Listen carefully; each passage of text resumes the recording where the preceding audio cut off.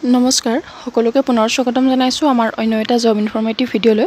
আজিৰ ভিডিঅটোত আপোনালোকৰ বাবে ফ্লিপকাৰ্ট ৰিক্ৰুইটমেণ্ট 2025 ৰ বিষয়ে আলোচনা কৰিবলৈ লৈছো। যদি আপোনালোক ইন্টাৰেষ্টেড আৰু এলিজিবল হয় আপোনালোকে এপ্লাই কৰিব পাৰে। আপোনালোকৰ বাবে best work from home job হয় আৰু যদি আপোনালোকে বিচাৰে ৱৰ্ক ফ্ৰম হোম জব এটা কৰিব বিচাৰে তেনেহলে আপোনালোকে এই পোষ্ট কেইটাৰ বিষয়ে জানিব পাৰে আৰু যদি আপোনালোক ইন্টাৰেষ্টেড হয় তেনেহলে এপ্লাইও কৰি ল'ব পাৰিব। আৰু যদি আপুনি এই চেনেলটোলৈ প্ৰথমবাৰৰ বাবে আহিছে তেনেহলে চেনেলটো সাবস্ক্ৰাইব কৰি কাষত থকা বেল আইকনটো প্ৰেছ কৰি ৰাখিব, কাৰণ আমি এই চেনেলটোত জব ইনফৰমেটিভ ভিডিঅ'সমূহ আপলোড কৰোঁ। যদি আপুনি এটা জবৰ বাবে ইন্টাৰেষ্টেড হয় তেনেহলে আমাৰ চেনেলটোৰ লগত সদায় নটিফিকেশ্যন পাই থাকিবৰ বাবে সংযুক্ত হৈ ল'ব পাৰে। গতিকে আহক দেৰি নকৰি আজি আমি ফ্লিপকাৰ্ট ৰিক্ৰুইটমেণ্ট 2025 ৰ এটা অভাৰভিউ চাই লওঁ। ফ্লিপকাৰ্টৰ ফালৰ পৰা আপোনালোকৰ বাবে 4600 প্লাছ ভেকেঞ্চি মুকলি কৰি দিছে, যোনটো ৱৰ্ক ফ্ৰম হোম জব হয় আৰু ইয়াতে আপোনালোকৰ এটা খুবেই ভাল অপৰচুনিটি আহি পৰিছে। আপোনালোকে যদি ইন্টাৰেষ্টেড হয় আপোনালোকে সকলোৱে এই অপৰচুনিটিটো গ্ৰহণ কৰি লওক।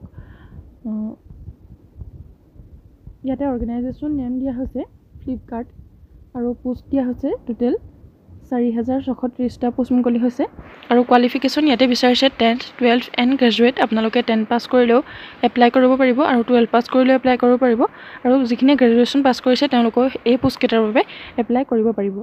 আৰু সিলেকশ্যন প্ৰচেছটো ইয়াতে দিয়া হৈছে ইণ্টাৰভিউ প্লাছ ডকুমেণ্ট ভেৰিফিকেশ্যন। আপোনালোকৰ প্ৰথমতে ইণ্টাৰভিউ হ'ব, তাৰপাছত ডকুমেণ্ট ভেৰিফিকেশ্যনৰ যোগেদি আপোনালোকৰ সিলেকশ্যন প্ৰচেছটো হ'ব আৰু ইয়াৰ পাছতে অনলাইন এপ্লাই ডেট দিয়া হৈছে 19 ছেপ্টেম্বৰ 2025 পৰা অনলাইন এপ্লাই ষ্টাৰ্ট হৈছে আৰু ইয়াৰ লাষ্ট ডেটটো হৈছে 27 অক্টোবৰ 2025। আপোনালোকে 27 অক্টোবৰ আগলৈকে এই পোষ্ট কেইটাৰ বাবে এপ্লাই কৰিব পাৰিব।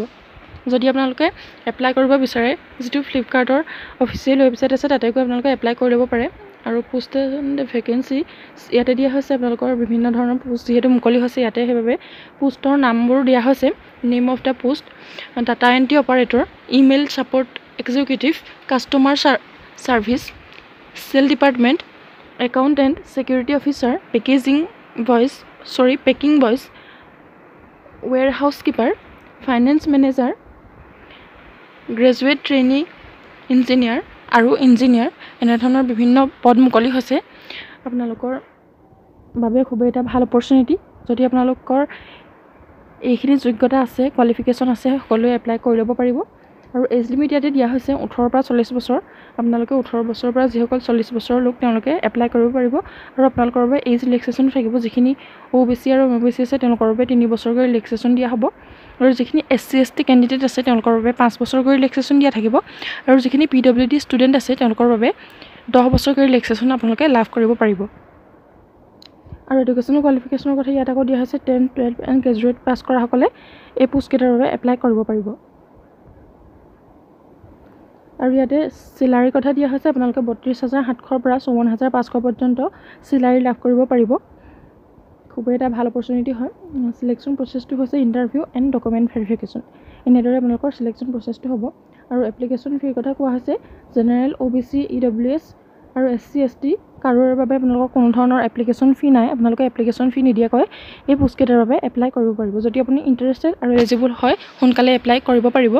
খুবেই এটা ভাল অপৰচুনিটি, ভাল জব হয়, ৱৰ্ক ফ্ৰম হোম জব। আজিলৈ ভিডিঅ'টো ইমানেই আছিলে। যদি শেষৰলৈকে চাই আছে বহুত বহুত ধন্যবাদ।